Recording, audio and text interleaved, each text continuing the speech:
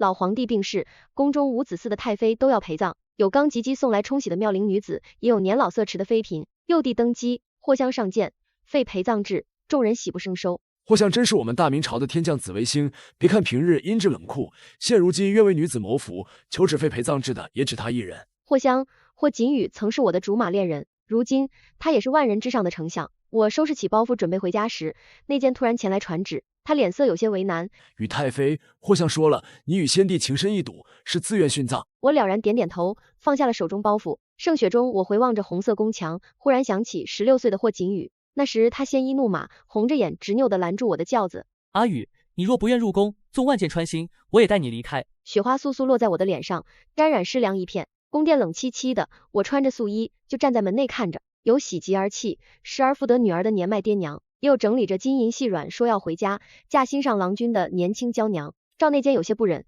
娘娘，在殉葬前，你还可以再见一见您的家人。冰凉的雪落在额间，我心生了凉意。我嗓音暗哑，摇了摇头，不必了，我在这世上早无亲人。赵内监有些诧异，您爹娘皆在，幼妹哥哥。没听他说完，我面色凛然送客，多谢公公好意，雪下大了，您路上慢些。转身便要进去，赵内监却提高音量叫住了我。娘娘这是何苦？你同霍相低个头，这事必有转圜啊。是啊，全圣经无人不知霍相或锦羽，他曾爱我如命。我胸腔瞬间独涌的有些难受，那个曾经是最爱我的人，如今却也是恨我最深的人。及笄那年，霍锦羽亲自打了聘宴，日暮西下，召见少年眸光炙热爱意，他激动地和我说：阿宇，我终于能娶你了。可那天我等到晚上都没能等到上门提亲的霍家人，等来的却是霍将军叛国，满门锒铛入狱的消息。后来霍将军用免死金牌换幼子霍锦羽一命，1月后，霍锦羽红着眼，执拗地拦住我被送入宫中的车轿。鲜衣怒马的少年，往日闪亮的眸只剩下了疲惫。他说：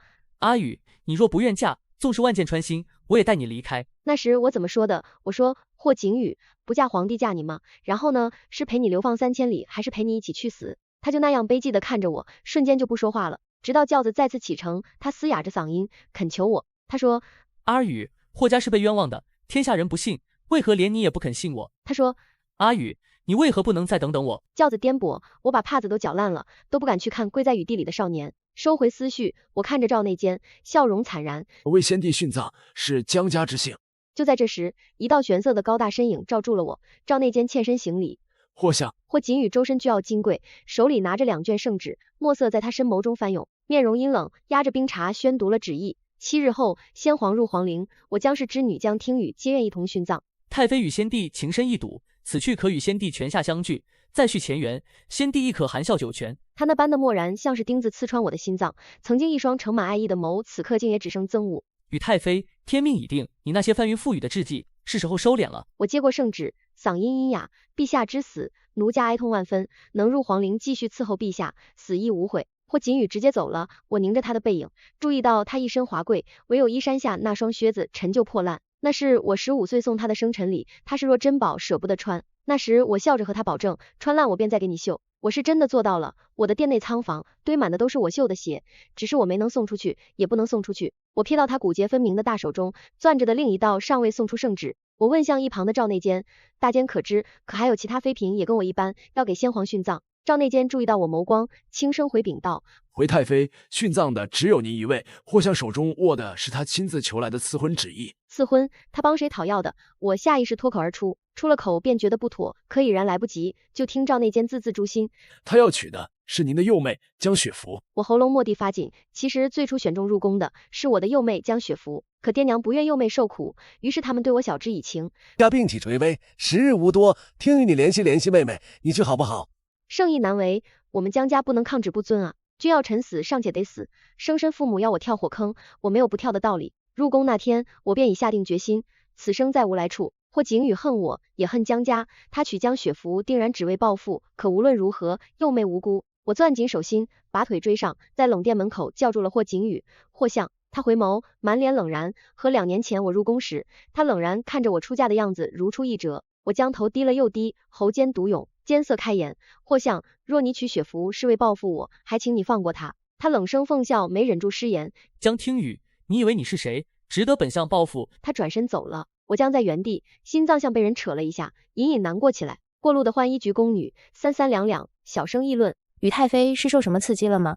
这京中人人皆知，霍香爱雪妇小姐是爱到骨子里的。雪妇小姐畏寒，她亲手打造暖沉木车轿，而且上次将小姐染了瘟疫，太医都隔帘问诊，霍相却不顾安危贴身照顾。如针芒刺骨，我竟连纯洁嫩肉被咬破了、咬烂了都没发觉。如今的江家出了个陪葬的朝天女，无能兄长可受封锦衣卫千户，江家在朝堂中站稳了脚跟，如今又有霍香庇护，前路竟是坦途。霍景宇也早已如我所愿那般放下了我，有了新的爱人，我该高兴的，可转身眼泪还是掉了满脸。我转身抹去，回了寝房。差婢女小春寻了块的木牌，往上面一刀一刀刻自己的名字。小春加了炭火，添了茶水，看清我所雕之字，惊讶道：太妃的碑自有皇家供奉，何须自己来篆刻？我强戳出一抹苦笑，皇家供奉的碑是先帝太妃。小春不解，先帝太妃不就是您吗？我握紧刻刀，我的前半生是江氏嫡女听雨，后半生是先帝的太妃，是江朝唯一位殉葬的朝天女，唯有死后才能是我自己，江听雨。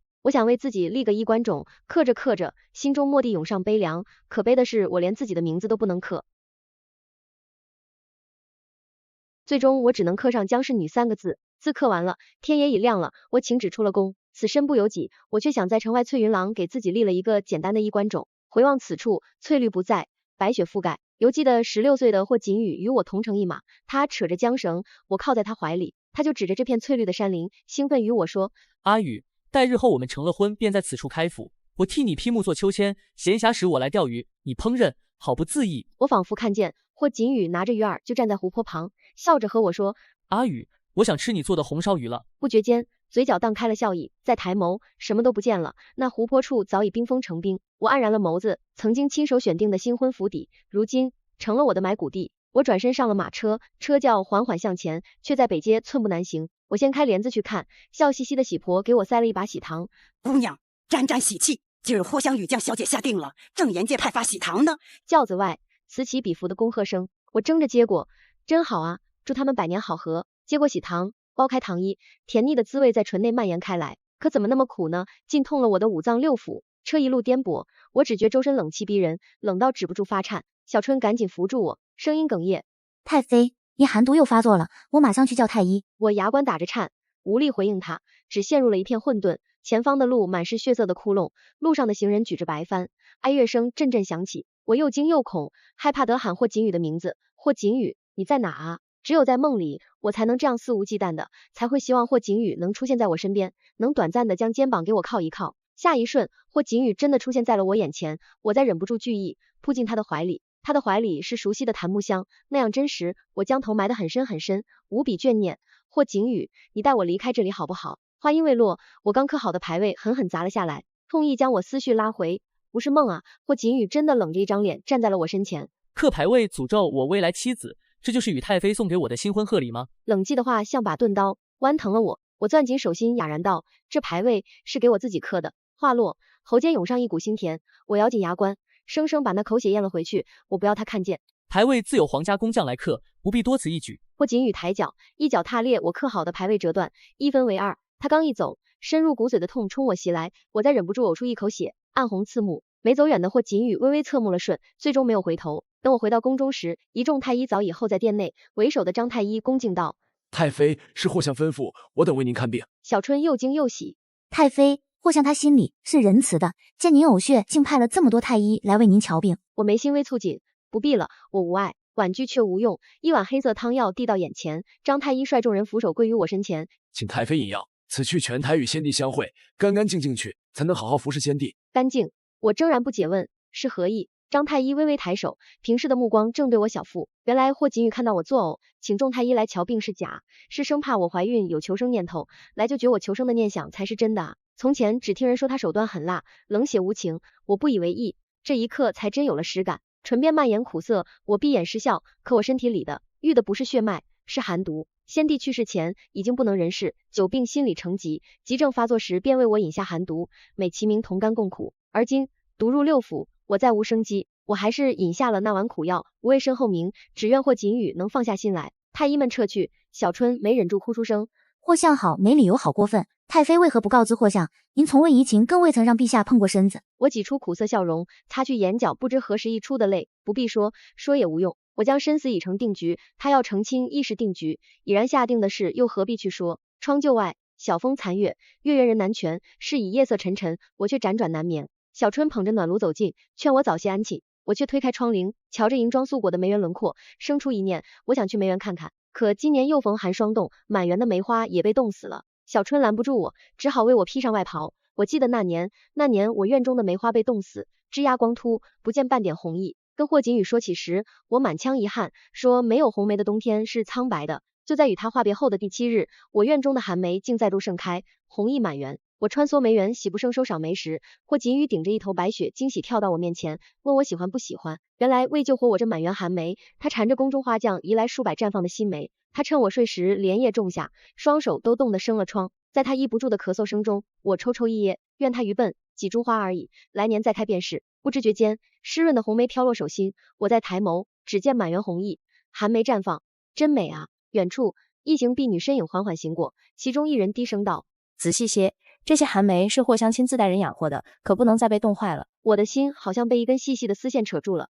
是他。然而下一瞬就听身旁婢女附和：“霍香对雪芙小姐真好。”雪芙小姐明日在家中设梅花宴，霍香便亲自照料宫中寒梅，要明日折了去做贺礼呢。夜风凄冷，寒意凛凛，我心上的风雪渐起。那年江雪芙又哭又闹，要折我院中的梅，我拦住她，她啼哭不止，爹娘便罚我跪祠堂，任她去采撷。霍锦宇站在我院中，拦她：“阿宇，有我在，便不会让任何人折你一株寒梅。”这般失礼，回去霍将军打了他99鞭。可第二天，他仍守在我梅院门外，不让江雪芙靠近我的梅。而如今，他却为他折遍满京寒梅。小春为我紧了紧身上的大氅，我敛下眸，回寝殿吧。风雪落了一夜，翌日，霍锦宇的车轿候在了我殿外，他是来替江雪芙来接我去梅花宴的。他不容我拒绝，默声里带着威压：“请太妃上轿，莫要辜负雪芙心意。”他那双冷凛的眼睛看着我，大有一副我不去他就不走的姿态，看来不得不去走一遭了。垂眸，我看见他换下了那双旧靴，取而代之的是一双褐色蟒靴，我一眼就能认出来是江雪芙做的，他的针脚还是我教的。上轿后，我靠着软垫，看着窗外缓缓倒退的素景，忽然一声尖锐的马嘶划破空气，一辆失控的马车如脱缰的野马般朝着轿子猛撞过来。我心下一沉，暗抓紧了身下的软垫，眼看马车即将相撞，我本能的害怕，闭上了眼。然而预料的惨烈并没有到来。我惊魂未定地睁开眼睛，只见霍锦宇牢牢扯住失控马车的缰绳，手掌鲜血咪咪而出，是他救了我。我喉间梗塞，霍锦宇。然而他没看我一眼，只是沉着一张脸，吩咐侍卫：“好好驾车，本相赠的礼品若是损坏，拿你们试问。”我的唇角瞬间勾起嘲讽的弧度。1刻钟后抵达江府，小春扶我下轿时，不由感叹：“好气派啊！”我抬眸看去，江府张灯结彩，锣鼓喧天，绸缎从门楼一直挂到院墙，好不热闹。父母哥哥也候在了门前，所有人都欢欣雀跃，只有我心中蓦地涌上悲凉。我嫁入皇宫时，仅仅一顶为家装饰的红轿子，无父母相送，无兄长扶轿，就连婚嫁的仪式，母亲都没为我准备。我艰涩的敛了眸，围观的百姓的话更是刺入我心脏。这女儿都要死了，怎么全家还喜笑颜开的？恭迎太妃回府。爹娘须以为折着，客套话说了一箩筐，竟也只问一句殉葬事宜是否妥帖。我实在不愿周旋，找了借口自己一人闲逛，在江府里漫无目的的走着，每到一处，记忆就如潮水般涌来。坏了一脚的石墩子，我曾经不小心磕到过，或景宇得知后，便立刻派人将周围的石墩子全都包上了柔软的棉布，生怕我再受伤。还有后院的那棵槐树，曾经我的风筝挂上树梢，怎么取也取不下来，或景宇就立在墙上笑。可次日他却亲手为我做了好多风筝，他说取不下来便不取了。看见了膳房，我便想起有一年京中传我和多名公子有染的谣言，爹娘不准霍景宇入府，也不准我出府。我郁闷一天没吃饭，霍景宇就藏在哨筒中，进府逗我开心，一幕幕交织在我眼前。许久，我才收回思绪，缓缓回到宴厅。刚一进去，就听见贵女们压低的议论声。当初相爷落难，他拜高踩低嫁入皇宫，如今落了个殉葬的下场，薄情人罪有应得。我要是他，肠子都悔青了。听着这些刺耳的话，我心底并无波澜。世间多憾事，本就难得圆满。我抬脚正要进去，身后却传来一道熟悉清晨的声音：“江听雨，所以你后悔了吗？”我愕然转身，却正好对上霍锦宇墨色翻涌的眸。他站在殿外，一脸醉意，眸底浮动痛楚。我抬眸，语气平静：“不悔。”雪花静静落着，我无声说着：“能让霍家沉冤得雪，霍景宇青云直上，我不悔；能还清生育之恩，从此只是江听雨，我不悔。”可我悔。霍锦宇冷着一张脸，声音比12月的寒霜还要动人。他说：“悔与你相识，悔我往日真心，成今生败笔。”冷寂的话刺痛了我。悔了好啊，放下了好啊，这不正是我殷切希望着的吗？宴席开席了，霍锦宇与江雪芙同坐一席，幼妹江雪芙已经褪去青涩之气，出落大方，邀大家品鉴。这梅花鹿是前日霍相带我去猎的，今日恰逢梅花宴，特邀各位一同品鉴。小春在为我布菜，你没看向鎏金碟里堆着鲜嫩的鹿肉。太妃，您鹿肉过敏，切勿食用。这事我爹娘也是知道的。12岁那年秋日为猎，我吃了霍锦宇猎的鹿肉，全身起红疹，差点身死。他被吓红了眼眶，他和我保证：阿宇，我此生再不会猎鹿，我向你保证。思绪间，江雪芙已来至我身前，见我迟迟未动筷，她委屈盈盈：姐姐，这是霍锦宇特意为我去猎的，你怎么不吃？瞬时满堂目光如针刺过来，就好像我是故意为难幼妹的恶毒姐姐。我嗯了一声，不合口味，我从不吃鹿肉，妹妹是第一天知道吗？从前阿娘一句雪芙尚且年幼，我便对她百般忍让，而今她都到了嫁人的年岁，而我也快死了，我没有再忍让她的道理。我淡淡扔下一句，大家慢吃，便起身直接离席。刚出院子，我娘在身后笑着喊住我等等，娘一字尚未唤出口，我就被阿娘一巴掌扇痛了脸。江听雨，你刚刚是诚心给你幼妹难堪吗？在皇宫耍太妃威风，回家还要耍吗？我怎么会降养出你这样的女儿？被扇痛的右脸灼烧疼痛，我侧着脸看着他不达眼底的笑意，就听他又冷着声音说：殉葬前，陛下按例会给你一个恩典，届时你便替你幼妹求封献主，就当你今天辱她的补偿。日后她嫁入相府，也不会被人轻视。若是往常，我定会红着眼眶，满心委屈，问他一句：一母同胞，娘为何要如此偏心？可如今我将身死，内心只剩平静。我淡淡回道：多谢娘提醒，届时我一定会向陛下去求个恩典。话落，我娘眼底寒冰融化，我接着脱口道：只求他待我死后，自江家族谱除名，从此我不再是江家女。言毕，我转身就走。我娘在身后指着我怒骂，骂我自私自利，骂我忘恩负义。她说早该在我出生那时就该将我掐死，她确实应该把我掐死。那年她去上香，被马匪掳了去，失了清白。发现有我时，已有6月身孕，爹爹不忍娘受堕胎之苦，更不忍她遭人非议，于是认下了我。在江府16年，替幼妹嫁入皇宫，为兄长正的功名，他给予的生养之恩我早已还清了。寒意凛然，出院门时有踏雪声响，我抬眸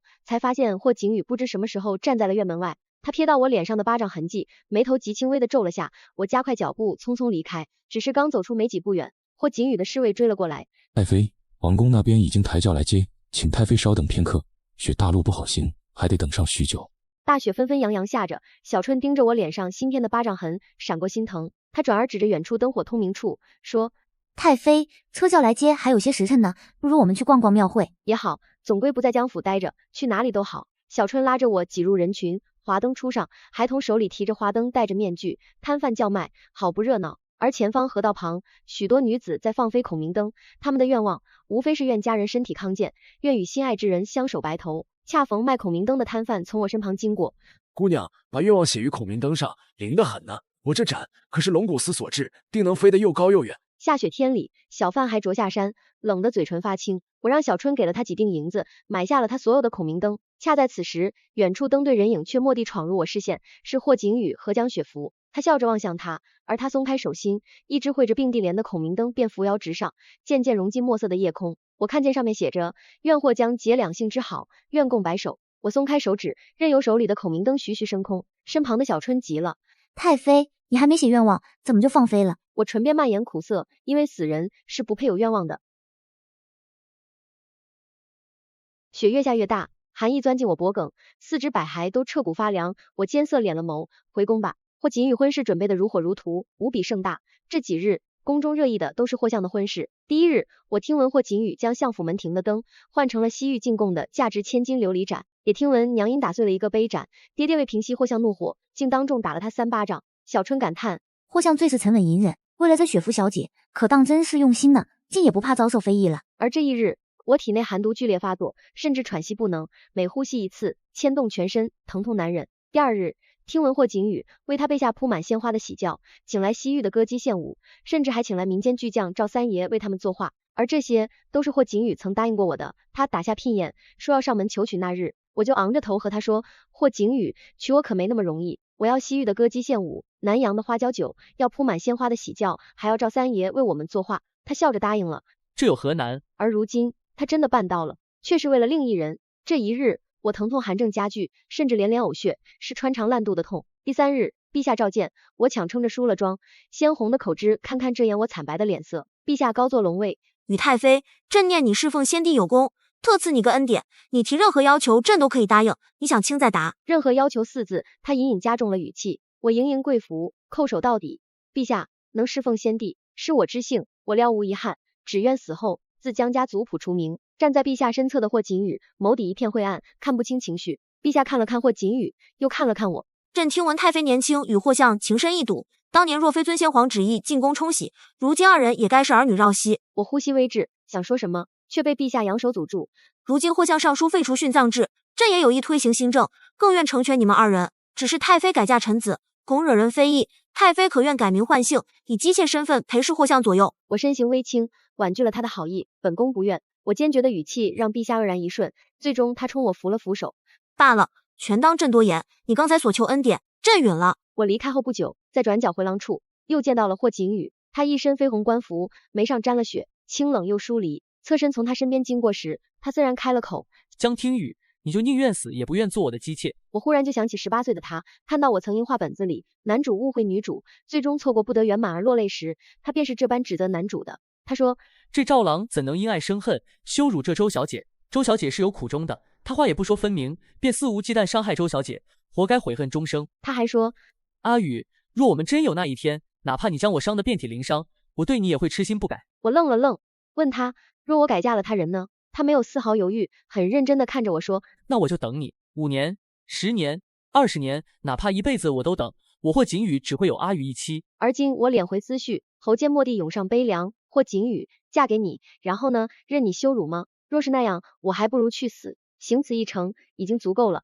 我与他今生也只能到此了。我径自朝前走去，不再对他有任何留恋，埋头走了很远很远，远到他看见的回廊拐角，我再撑不住，扶着墙缓缓滑坐在地，喉间腥甜翻涌，鲜血顺着我唇角溢出，红色落到洁白的雪面，一点点蔓延，恰似一朵寒梅绽开来。小春把我搀回了寝宫，白烛绕了寝殿一圈又一圈。明日殉葬准备的兵官也以为我准备安妥，桌上是明日殉葬要用的1尺白绫。小春看着这一幕，眼眶红透了，他止不住抽噎，而我却很平静，一切终于都要结束了。我吩咐小春去帮我煮碗饺子，煨一壶花椒酒来吧。在民间，远行的饺子归家的面，我要远行了，无人为我饯行。铜镜前，我开始为自己梳了个妆。上一次坐在铜镜前梳妆，仿佛昨日。那天霍景宇要来上门求娶，我仿佛看见那时还灿若桃花的自己，纯澈的眼里堆的全是欢心，心里只想着一件事，那就是要以最美的样子见霍景宇。恍若隔世，像是上辈子的事。镜子里的我早褪去少女青涩，不复往日圆润，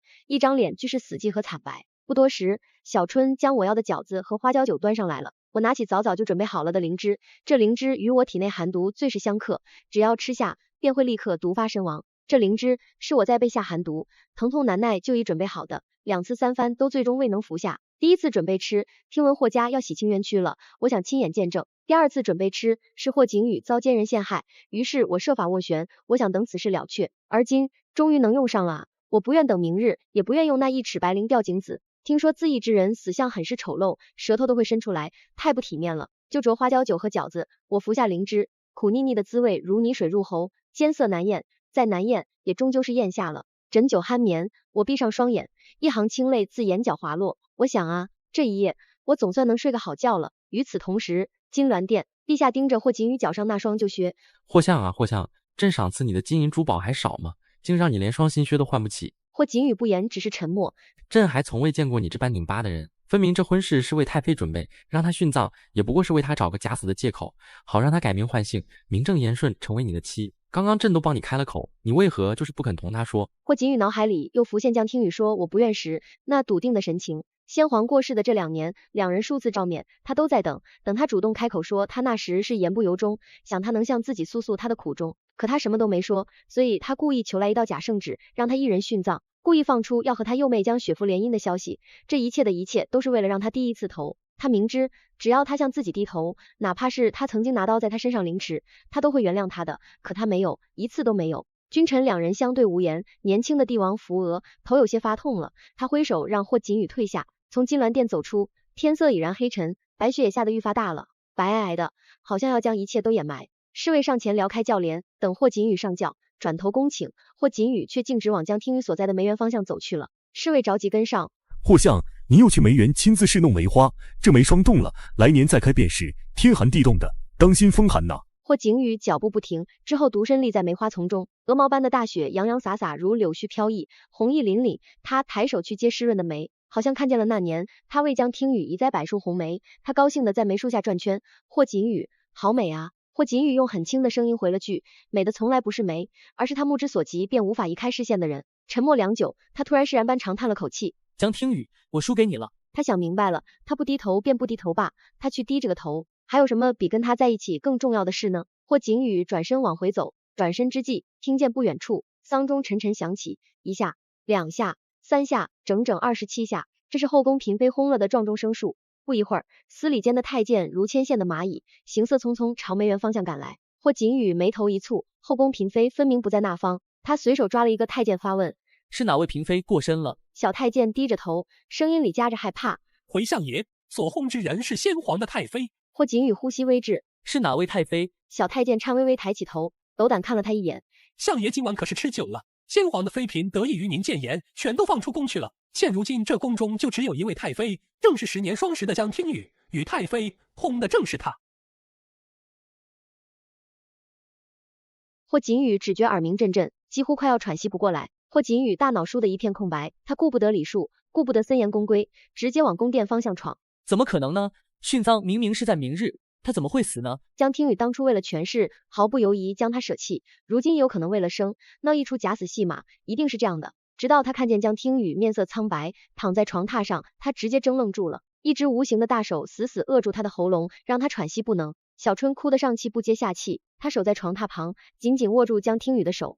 太妃，走好啊！霍景宇悲寂的一句话都说不出来。床榻上的女子妆容得体，安静的就好像只是睡着了一样。可他在定睛看她的面容，才发现已经凹陷厉害了，那般的瘦弱。这是他的阿宇吗？何时变成这般的模样了？他不敢去探他的鼻息，更不敢去探他的脉搏。侍卫挡住他上前的路，在他耳畔轻声说：相爷，回府吧，私闯后宫，太后若是怪罪，如何是好啊？王爷，你多辛苦才爬上这位置，不要为了一个女人功亏一篑。霍景宇就那样悲寂漠然地看着那侍卫，侍卫不敢再说话了。霍景宇看向小春，声音蓦地哑涩：殉葬在明日，太妃如何死的？小春跪伏在地，声音在哽咽。他说：太妃早就中了寒毒，无论是不是殉葬，她都没有活路了。寒毒？霍景宇不敢置信，寒毒是世间最残忍的毒之一，发作起来全身冰冷，毒液在周身流淌，痛不欲生。阿宇最怕痛了，他是怎么熬过来的？他冷眼看在跪在一侧的太医，那太医点了点头。霍相，太妃的确中了寒毒，本还有几日存活的，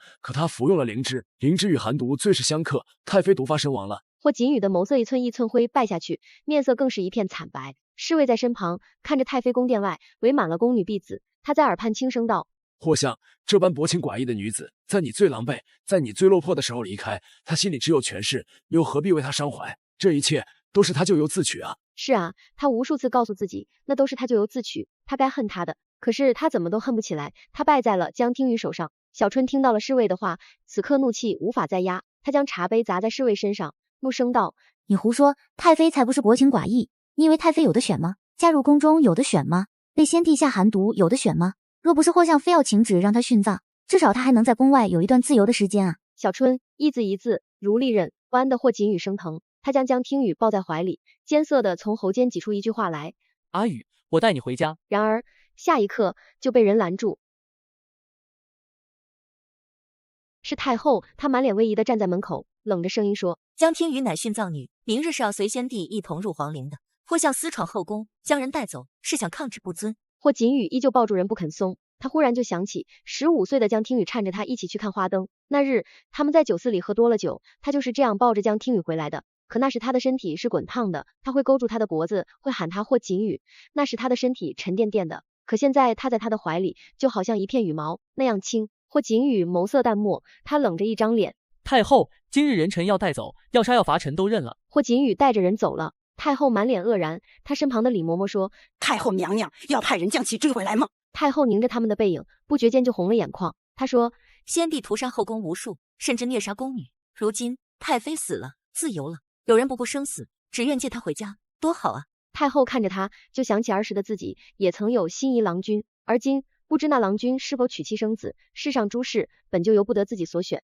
李嬷嬷又说：那寒毒解药。太后的脸沉了一分，李嬷嬷又说，是奴失言了。马车上，霍锦宇就握着江听雨的手，如醉酒那夜般，他将她小心抱在怀里。阿雨，我带你回家，我带你回家。他的手摇摇坠下去，他忽地看见手腕上一抹朱红，他彻底怔愣住了，那是手工纱。所以江听雨入皇宫3年，他都未曾。霍锦宇喉间一阵独涌，他忽然就想起，他入皇宫那日，他身旁的婢女来找过他的，婢女说江听雨是有苦衷的，可那时的他只听见了那句不嫁皇帝，嫁你吗？然后呢，是陪你流放3000里，还是陪你去死？那时的他朝不保夕，他心里想的是，他退婚他认，纵使他要嫁旁人，他也无怨。可偏偏是皇宫，一入宫门，他如何还能等到他？他是亲手斩断了他们之间所有的可能啊！霍锦宇捂住心口，痛难自抑。马车刚行驶到相府门口，就被人拦住了轿子，是江雪芙。霍锦宇抱着人下了车轿，江雪芙看到他怀中尸体，震愕了一瞬，然而他说的却是：相爷怎能把太妃带回相府？霍锦宇眉眼，发丝上沾染一层血霜，此刻更是冷寂的吓人。他说：她是我的妻，我带她回家。说罢，他一眼都没看他，转身就走。江雪芙瞬间委屈红透眼眶，她执拗地扯住他的袖子不肯松。相爷，明日便是我们的大婚了，如今你把阿姐的尸体带回来，你将我置于何地？霍锦宇终于掀开眼皮看他，声音却是更淡漠了。江雪芙，你阿姐死了，你从未问过一句，你可知当年她是顶替你入宫啊？他在皇宫遇到了赵内监，赵内监和他说，宇太妃原本是可以不入宫的，选中的人本是江雪芙，可江家送来的人却是江听雨。他还说，宇太妃是替幼妹赴死的。然而江雪芙却不屑一顾，奸生子本就该死。霍锦宇默然看着江雪芙，江雪芙后知后觉自己说错了话，大颗大颗的泪珠瞬间砸落下来。相爷，雪芙所言并非那个意思，是阿姐自请去皇宫的，爹娘从未逼迫。阿姐不是爹爹亲生的，是阿娘去寺庙被马匪侮辱所生的。爹爹为了顾全阿娘的名声，这才认下了阿姐。阿姐说，她一介马匪女儿能入宫为妃，是莫大荣幸。阿姐身死，雪芙也惋惜，可终归并非血亲，这条路是她所选，也算死得其所。霍锦宇心中蓦地涌上悲凉，和阿宇自幼相识，江父江母偏心，他亦是知道的，却不知还有这般的缘由。他总自嘲笑说自己是六亲缘浅，而他就握住他的手，那般坚定，和他说，阿宇，等你及笄，我会给你一个家。他想，他之前没有过的家人疼爱，他之后都会通通补上，可如今却再等不到他的阿宇。霍锦宇越过江雪芙，江小姐，我与你的婚事不作数，还请你另择家婿。江雪芙急了，她急得眼泪掉了满脸。相爷，你答应过要娶我的，你不能说话不算话，你不能让我沦为上京城的笑话。你忘了，我们在城外破庙早就有了夫妻之实，你不能这样对我。霍锦宇的脸瞬间就黑沉下来了，他捂着江听雨的耳朵，语气极尽嘲讽。夫妻之实，江雪芙，当初若非是你假意被马匪所劫，我急着救你，又怎会中了你家的圈套？你以为下了药就天衣无缝了？可蒙汗药对我不起作用，我记得清清楚楚，我和你从未有过夫妻之实。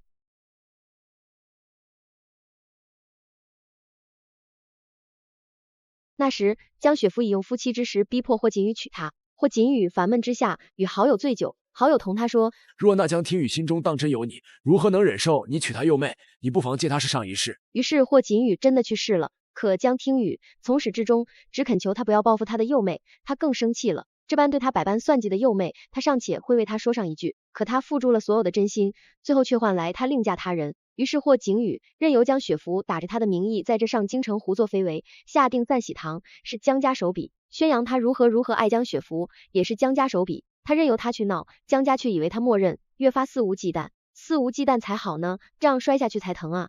算计他总要付出代价的。江雪芙不可置信抬眸，所以相爷从头到尾都是在利用我。雪下的越发大了，冷风刺骨。霍锦宇看着怀里的人，生怕他动了，用大氅将他紧紧包裹着。江小姐请回吧，我要带我的妻回家了。霍锦宇真的带人走了。江雪芙凝着他的背影，刚还委屈落泪的眸子瞬间变得怨毒无比。他不明白江听雨一个死人怎么还能和他争，他攥紧了拳心，眸色狠厉。阿姐，你竟死了还要同我争，那我便将你挫骨扬灰。霍锦宇将江听雨带回相府，不肯发丧，也不肯下葬，用冰棺将江听雨放了起来。他总在棺材旁自言自语，一日又一日，如今已是第3日了。他让人从南阳带回了花椒酒，他喝不得，他就喝过之后用唇附上他的唇。他还叫人请来了赵三爷，他将江听雨抱在怀里，赵三爷就为他作画。赵三爷画里的人是沉睡着的，霍锦宇就发了怒，他说阿雨没死。他请来西域的舞女为他演奏，这些都是他曾答应过他的，也是他准备用在他们的婚礼上的。这些天他被漫天的愧疚裹挟着，他一个人坐在棺材旁喃喃自语，总是重复着。阿宇，如果我和你早些解开误会，如果我告诉你，无论你变成什么样，我都会一直陪在你身旁，如果我不跟你怄气，是不是你至少不会这么傻，死在我们成婚前一夜？我马上要兑现诺言了，我来娶你了。霍景宇痛不欲生，他忽然就想起曾经阿宇看过的那本画本子，那时阿宇为画本子里的赵郎和周小姐落泪。他说，世上多遗憾，不得圆满。赵郎误会周小姐欺骗，隐瞒他的身世，却不知周小姐亦有苦衷。那时他怎么说的？他说，这赵郎怎能因爱生恨，羞辱这周小姐？周小姐是有苦衷的。他话也不说分明，便肆无忌惮伤害周小姐，活该悔恨终生。他还说，阿宇，若我们真有那一天，哪怕你将我伤得遍体鳞伤，我也绝不会松开你的手。这赵郎活该悔恨终身。而今悔恨终身的人成了他。他盯着冰棺里的人看，就好像在等。他总觉得他没死，偶尔探出手去是鼻息，好像还尚有一息，再去探又没了，就好像刚刚那一切只是他的幻觉。然而就在这时候，侍卫林泉来报，霍相，江家上门了。他夺走太妃尸身的事被皇上和太后压了下来，殉葬之事就此眼下，满朝大臣也无人敢提此事。霍景宇仔细为江听雨盖上了被子，他轻声说，阿宇，等我处理些事，等处理完我就回来陪你。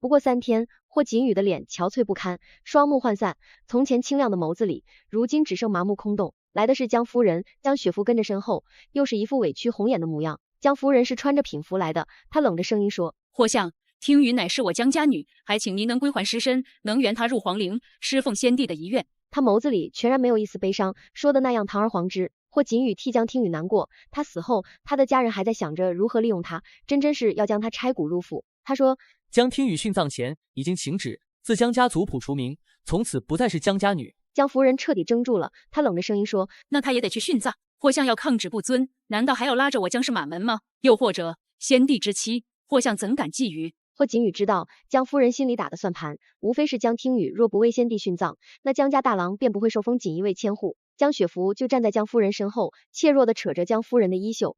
阿娘，殉葬之事自有圣上定夺。他又同霍景宇说，霍相，阿娘也只是想让阿姐早日入土为安，说话才冲了些，还请霍相不要在意。霍景宇冷着一张脸，他说，阿宇会以我亡妻的身份入葬，此后他不惯姓氏，还请江夫人莫要再登我相府的门，否则江大人私下里干的那些阿杂事，看你们江府有几足株连。江夫人和江雪芙沉着脸走了，刚走，赵内监就过来了。赵内监是来带圣上的话的。霍相，圣上说你胡闹也胡闹够了，如今江听已死，朝堂社稷需要你，还请你尽快休整，早日上任。赵内监又说，幼帝登基，此时正是用人之际，各方虎视眈眈，若无霍相坐镇，恐朝堂又是腥风血雨啊。霍景宇点了点头，我知晓了。话已带到，赵内监却迟迟没有离开，大监可还有事？赵内监屏退了左右，然后沉沉叹了一息。霍相可知太妃是如何得的寒毒？其实先帝喜爱虐杀女子，这是朝堂之内无不知晓，也因此废陪葬制才会得到众臣呼应。霍景宇拧眉，赵内监缓缓道，与太妃在宫内很低调，她很善于隐藏自己，所以先帝从未在意过她。直到霍相被奸人污蔑，先帝差点将你革职查办，是与太妃在后宫设法转圜，最终拿到证据交给了御史大人。后宫妃嫔插手朝堂，还是为了一个曾和他有过婚约的男子。先帝恼怒，每日看他寒毒发作后，将他扔在烈火笼子里炙烤。与太妃他这些从来都是默默忍受，未曾同别人说过的。霍景宇喉间瞬间独涌，心脏像是被重锤锤下，他声音不自觉发着颤。所以阿宇心里一直是有我的。赵内监眸色很是沉重，他又说，霍相，你知道呈上霍家无罪证据的人是谁吗？霍景宇摇头，不知。赵内监又说，是江大人。那时他拿到了真正内贼私通外敌的证据，他威胁与太妃，他说如果他不替幼妹嫁入皇宫，他便要眼睁睁看着霍家满门抄斩。在你全家入狱时，也只有与太妃去敲响了登闻鼓，可他受了刑罚，整整60大棍，却还是没能上达天听。他没有证据啊，凭的只是他对霍家的信任，对您的信任。与太妃是咱家见过最痴情的女子。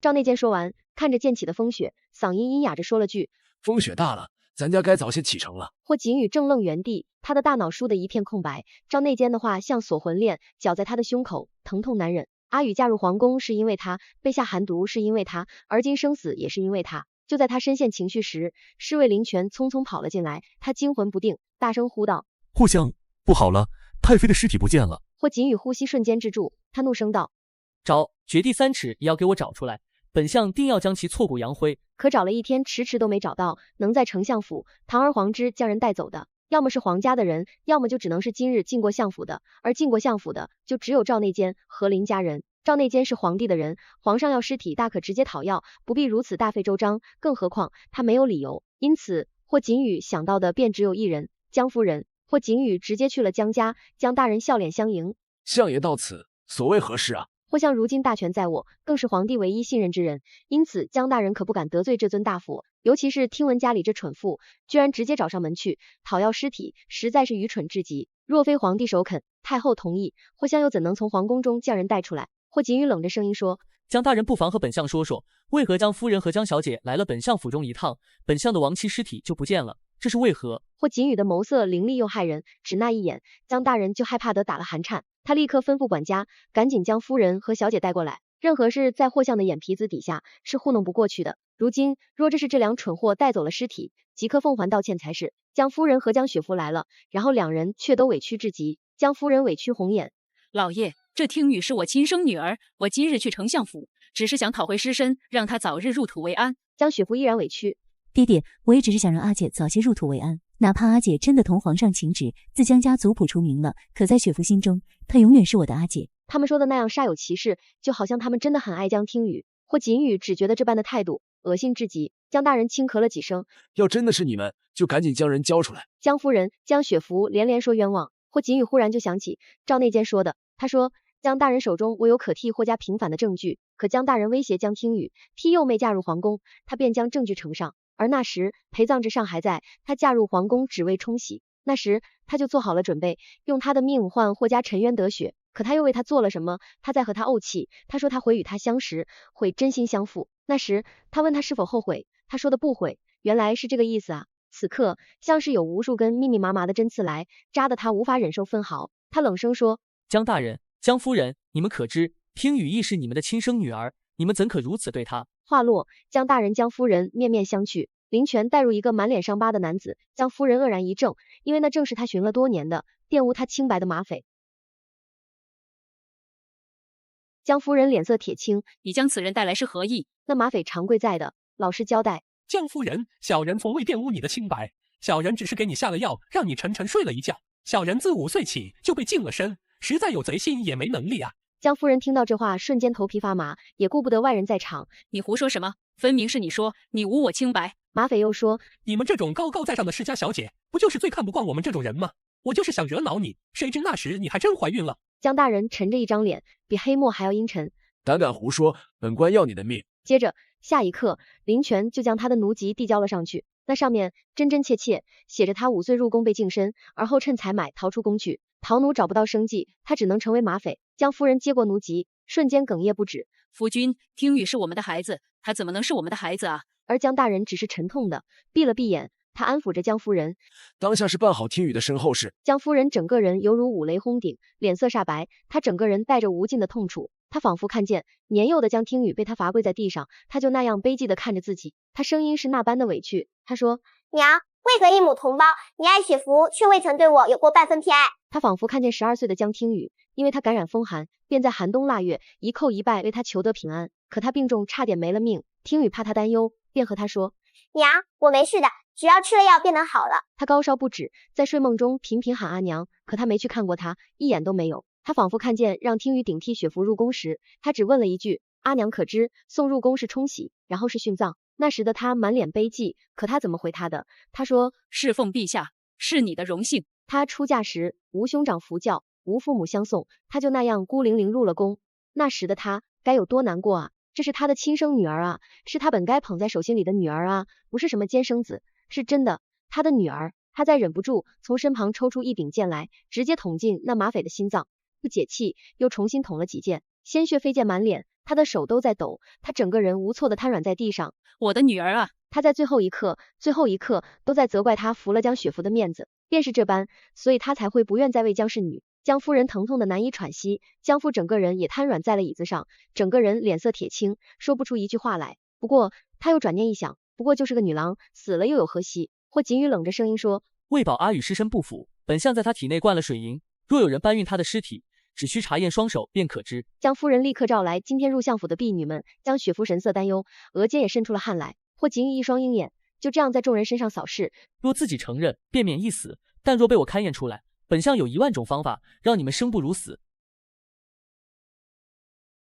明是假，霍景宇只不过攻心。最后将雪芙贴身婢女小绿颤巍巍跪在地上，相爷饶命，相爷饶命！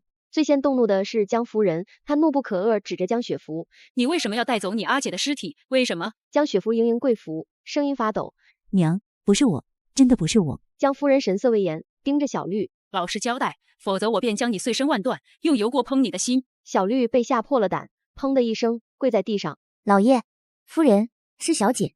小姐让我将尸体带出去，原本是想带到林子里去烧了的，谁知半路上却忽然闯出一路人马，直接把人抢走了。那人走的时候，我在地上捡到了一块对牌。”他不敢有隐瞒，颤巍巍把对牌呈上。江父接过那对牌，只看一眼，便知晓那是宫中的。是谁呢？陛下和太后都已经默许江听雨出宫，那还能有谁？江夫人直直冲江雪芙甩了2巴掌，江雪芙直接被甩翻在地上。她像疯了般，情绪不受控的指着江雪芙破口大骂：“从小我就是这么教养你的吗？你阿姐替你入宫，从小只要是你想要的，你阿姐从未和你抢过半分。如果不是她，现在死的就是你，你却连她全尸都不能容。”江雪芙听着听着，眼角却溢出了眼泪来。娘，你打我，你就为了那个奸生子打我？从小到大他是都让给了我，那为什么他临死前还要抢走我的夫君？他就不能再让我一回吗？一同旁观的江父终于忍不住，拿起桌上的杯盏，猛地摔碎在地上。闹够了吗？还要让相爷看我们家的笑话吗？霍相就冷着一张脸，他说：“我的亡妻是你们带走的，江大人若找不到她的尸身，我要你们陪葬。”霍景宇说得很平静，就好像在说一件很稀松平常的事。江父江成人是知道他的手段的，否则也断然不会在短短半年爬上相位，更无可能趁先帝病重废太子扶新帝，坐上这万臣之首的位置。江成人立刻保证：“霍相放心，听雨也是我相府女儿，这事我定全力。”霍景宇沉着一张脸走了，刚到门外，侍卫就说：“那对牌，相爷可能看出是哪个宫的啊？”霍相摇头：“这对牌只是普通侍卫的，要查起来如大海捞针，而且没有任何由头。你去查查，近些日子谁去补办过对牌，将遗失对牌的人登名造册，然后发给我。”霍景宇坐上马车，心越发难以平静。江听雨生前受尽苦难，如今死后，他却连他的尸身都保不住，像一根细细的丝弦，在紧紧拉扯着他的心。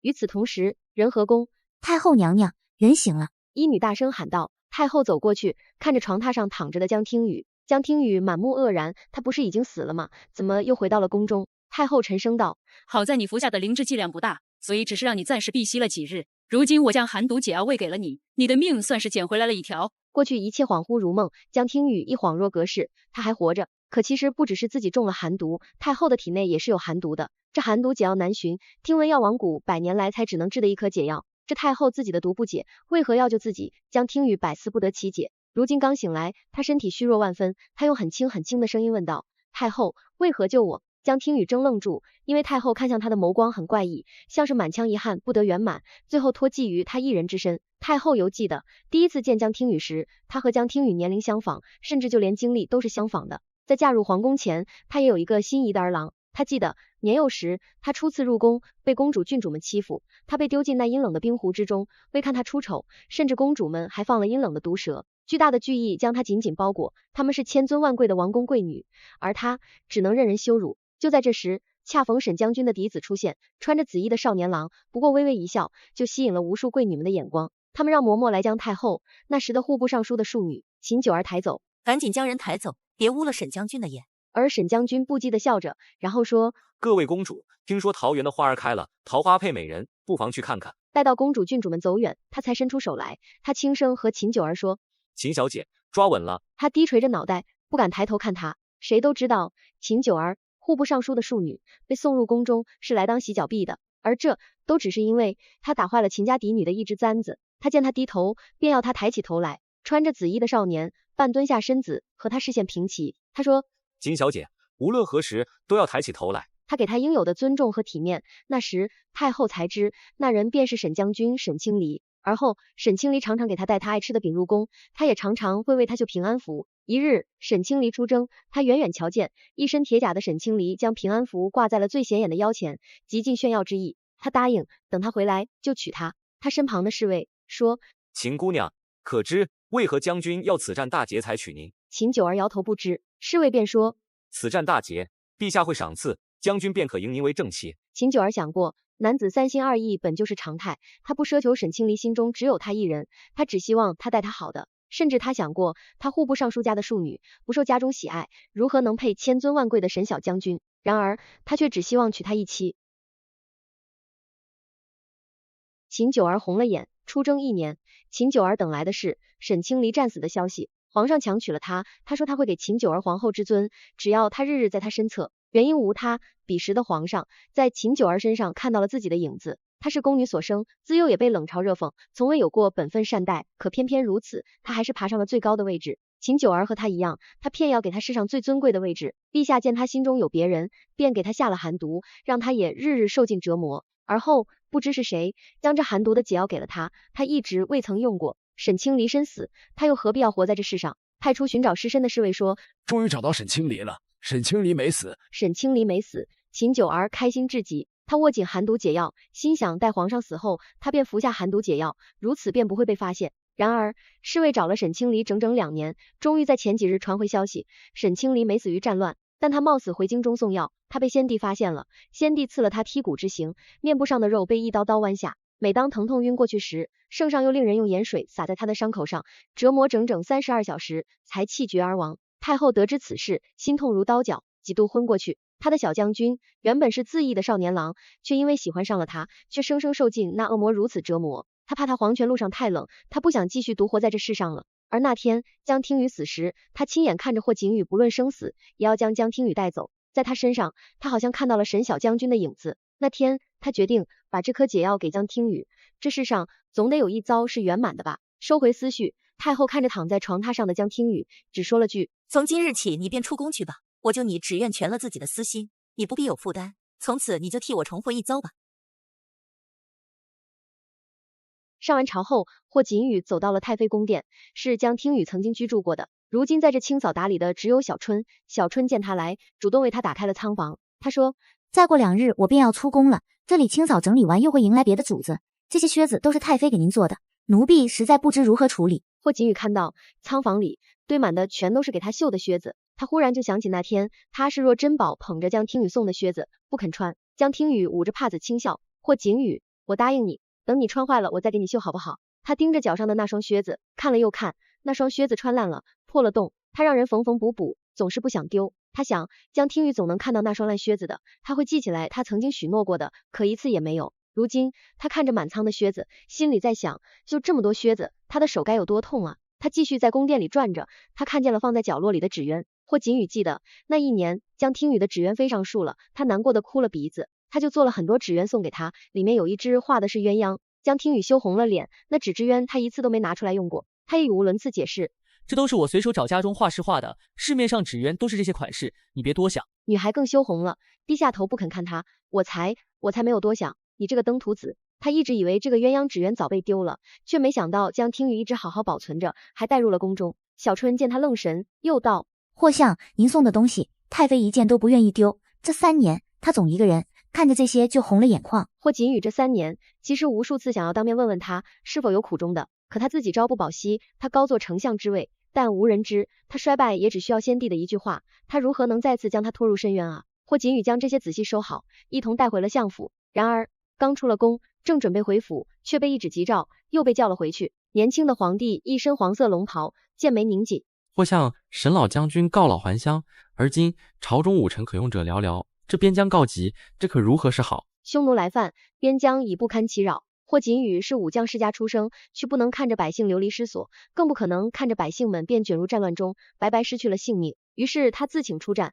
陛下，臣出自于武将世家，自幼与父亲征战沙场，臣愿请战。陛下走过来，拍了拍他的肩膀。或想幸而真有你这般的古宫大臣。出征前夜，他吩咐侍卫领权，阿宇的尸身必须找回来，无论是何代价，都必须要找回。霍锦宇不知对方要阿宇的尸身有何用，但只有2种可能，要么是和江雪芙一样，恨要将阿宇的尸身碎尸万段，要么便是有妙手回春之能，是能将江听雨重新救回来。可寒毒天下无人能解，阿宇身死那天晚上，他就派侍卫去了药王谷，可药王谷的人回话，100年来唯一做成功了一次解药。然而那颗解药早在2年之前就给了别人，而今这世上无人能解寒毒。霍锦宇更担忧的是后者。霍锦宇出征那日，百姓自发送行，他墨发高束，高坐马背，正要启程，却在人群中看见一道熟悉的身影。他记起江听雨从前便也是喜欢这样，霍家那时常常要去边疆打仗，霍锦宇不让江听雨来送行，他害怕，回了头，心中就有惦念了。然而江听雨每次都戴着头围，偷偷的躲在人群中，远远送他，他心里一咯噔，阔步跨下马，然后急速往那人影奔去。真的是他吗？他会不会没死？然后拉住那女子回头，掀开头围。相爷有何事？是了，是他太荒谬了，江听雨怎可能还活着？这场战役打得不算短，整整3月都毫无成效。匈奴时而派小部队来侵犯，两军始终未曾正面交战。上个月听闻太后死了，也是寒毒，而侍卫林权也终于传来消息。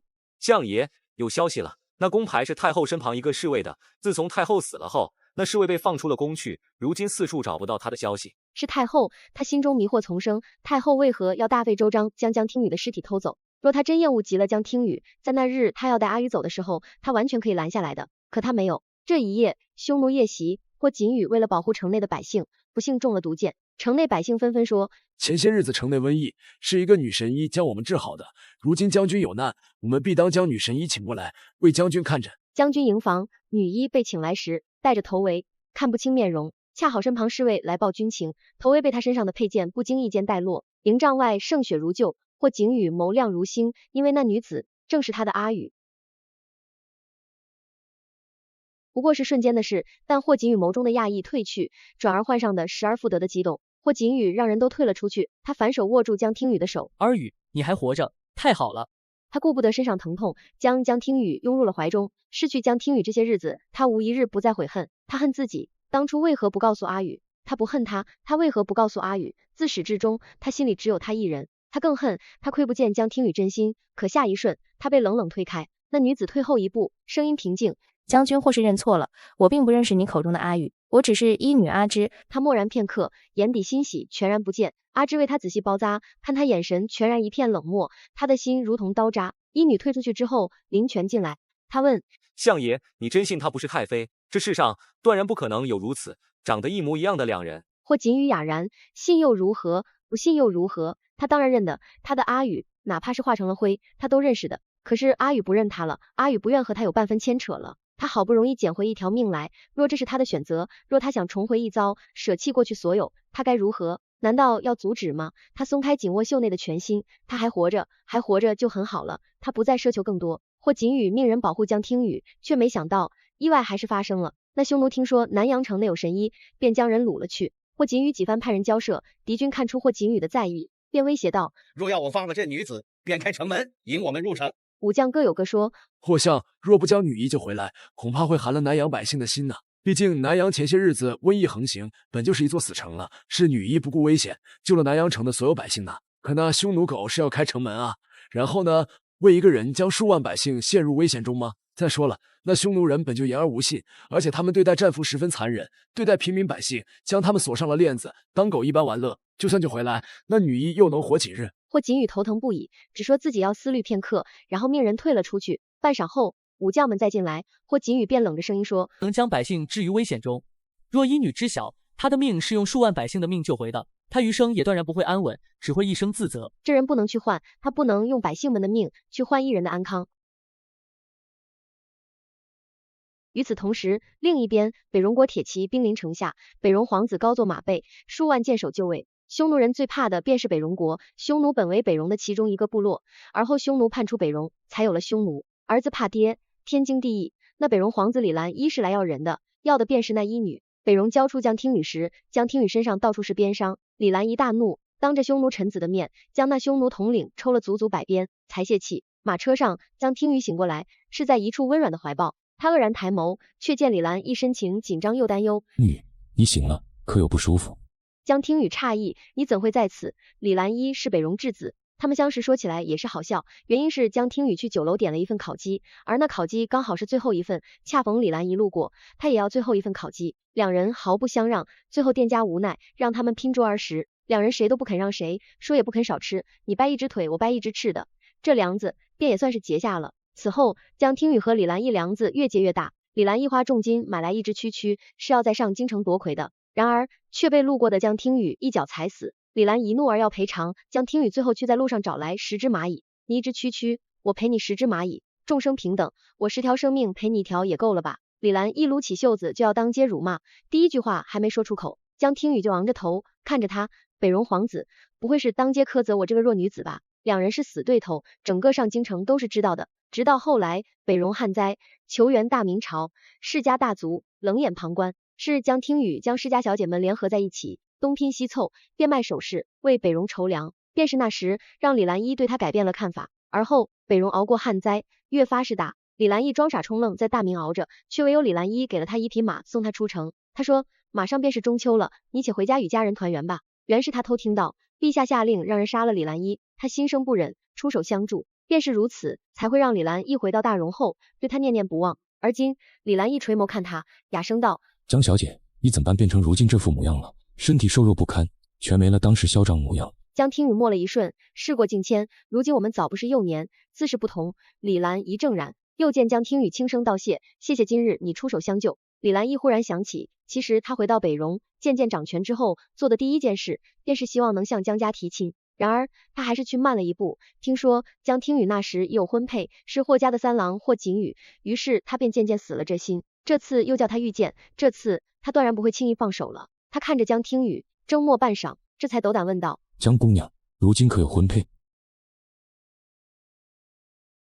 江听雨抬头，撞见少年满腔爱意，顷刻之间，他便已知晓。李兰一问这话是何意，他如实答道：李兰一，我早已嫁过人了。他接话：我不在意。他然眸子，李兰一，放我在此处下轿吧。他拽住他的手腕，你心中还有那人？这些年他的经历，他并非不知，也倍感难过。他会尽全力护他周全，此后不会再让任何人欺负他。然而江听雨只是那样淡然看着他，他说：李兰一，就到这吧。你不是喜欢我，只是错把感激当成爱。在李兰一最是孤立无援的时候，是他帮助了他。江听雨先连下轿，就看见霍景宇牵马一路护送，霍景宇将江听雨带回了军营。江营里，霍景宇没追问他的身份，依旧唤他的假名阿芝。这场仗打了足足2年，2年间，江听雨依旧做他想做的，替将士们医治伤病，也替妇女儿童们免费看诊。2年后，此战大捷，霍景宇班师回朝。回朝那日，霍景宇罕见的来见了他，他在医馆，煎药的动作没停，头也没抬。霍相来此有何事？依旧冷静，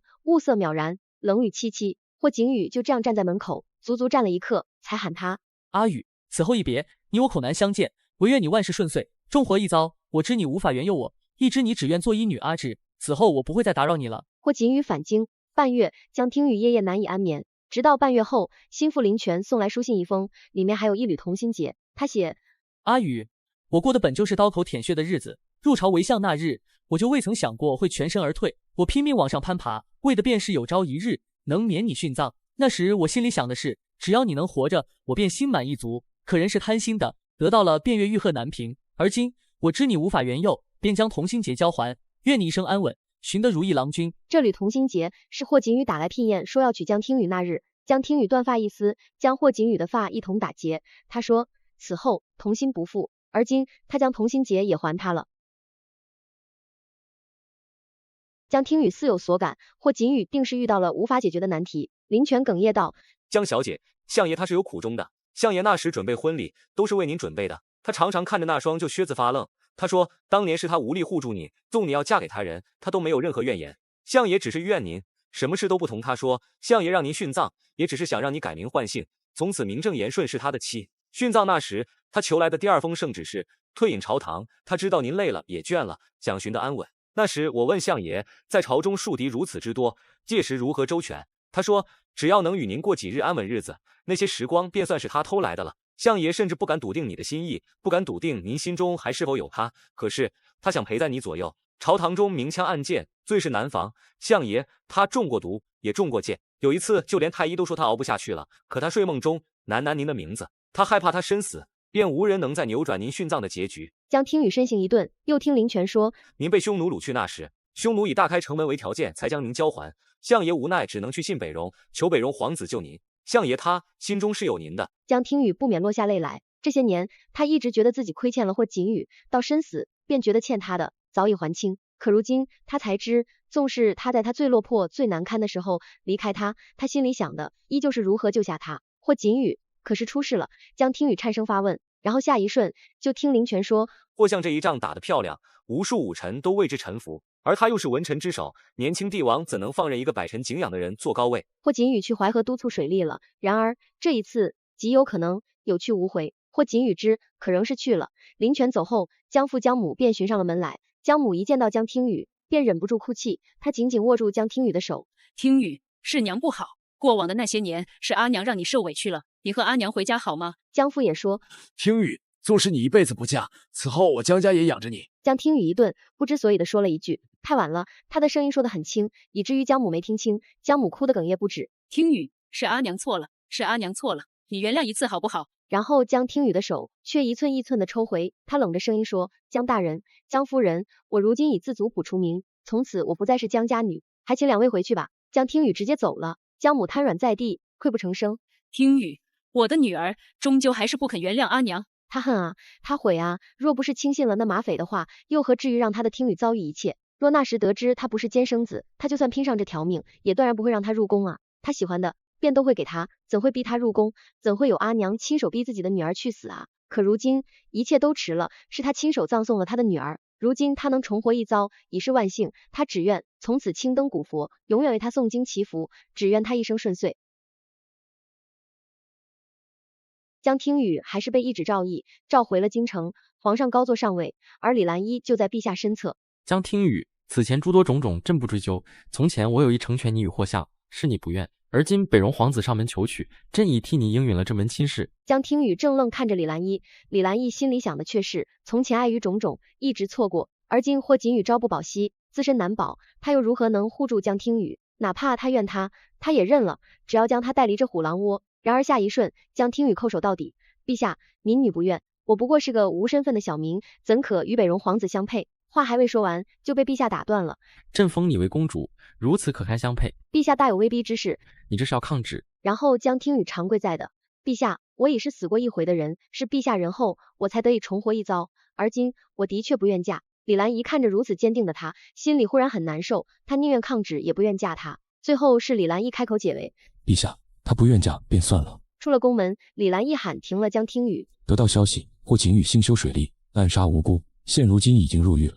听雨，你可知嫁我是你最好的选择？然而他却哑色道：或锦雨等了我这么多年，而如今我也想再等一等他。若他是阶下囚呢？他答：我等。若他被判死刑呢？你又当如何？世间女子所寻不过一个依靠，免你颠沛流离，善待你，爱你，尊重你，而这些我都能给你。江听雨，你为何就是不肯看看我？他一步一步没再回头，既早已做了选择，便不该叫人生出不该有的希望来。回到京中，他做了3件事：第一件，叫林泉去探访死去平民的家属，拿到证词；第二件，去找目击证人。恰好小春而今在县令府换洗衣物，听到了县令大人与人合谋要栽赃或锦雨的对话，而他偷到了2人往来的书信。第3件，便是最后一件，敲响登闻鼓。有冤者明知要先受刑100杖，而后若有命，才可呈上冤情。整整100棍，他无一声哀嚎。第32棍，他看着飘落的大雪，忽而想起的是多年前眼含泪意的少年执拗地问：阿宇，你为何不肯相信我？霍家是冤枉的。而今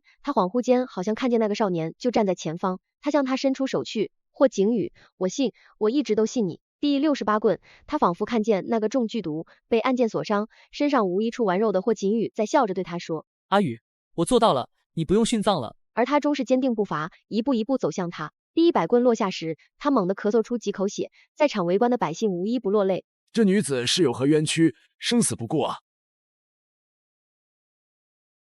江听雨是一步一步爬过去的。曾经霍家满门入狱，他生有苦衷，没有坚定与他站在一处。如今他站在了此处，与他同进退。然后大理寺卿却不愿审理此案，几番追问，大理寺卿才说：陛下说此事已定，江小姐别再为难本官了。然而下一瞬，便见江大人穿着紫色官服而来，他取下乌纱帽，直直跪在登闻鼓前。若有冤屈，不可上达天听，这登闻鼓便如同虚设。江夫人穿着品服，敲响登闻鼓，民女江听雨有冤情要报，请陛下当堂审理。而后接踵而来的是早已退隐的沈老将军，他被人扶到此处，用最嘶哑的声音高高呐喊：请陛下还忠臣以公道。是御史大夫江大人，他取下乌纱帽，直直跪立，微臣死谏，或相无辜。而后是礼部尚书、吏部尚书、太子太傅，越来越多的臣子跪在此处。最后，大理寺卿眸色复杂，看着身后的6个大字“为天下之公正”，他亦常跪在的，请陛下审理。天理昭然，若无公正，他们所读之书亦有何用？江听雨终是笑了，百臣跪服，陛下无法不审理，也无法不放人。他松下气来，终是沉沉晕了过去。而在醒来时，他们已到了游船上，或景宇卸下官服，穿上了少年时最爱穿的红色衣服。他好像又看见那年红衣墨发、惊才绝艳的少年郎。他问霍景宇：“我们去哪？”他答：“去江南。重蝴蝶眼亲家，有3秋桂子，10里荷花，羌管弄琴，菱歌泛夜，嬉嬉钓叟莲娃。江南无限好。”他握住了他的手，从此再不分开。不过是越重山，斩万难，终得见春山。